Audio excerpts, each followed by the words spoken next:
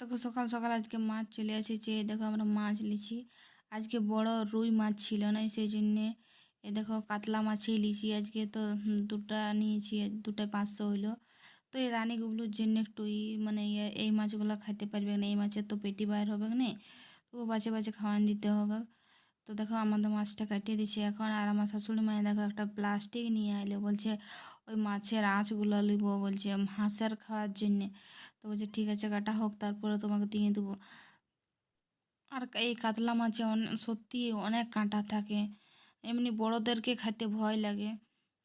বা অনেক বাছে বাছে খাইতে অনেক ছোট ছোট কাঁটা থাকে। আর একটা কী মাছ ছিল, ওটার নাম জানি নি, তো বলি এইটাই লি, ওইটার তো আরও বেশি কাঁটা থাকবে। তো বলি এটাই লি।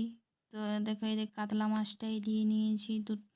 বলছে আরও বলতেছিল আরও বেশি করে লাও, বলে এই দুটাই আমরা খাই শেষ করতে পারবো না।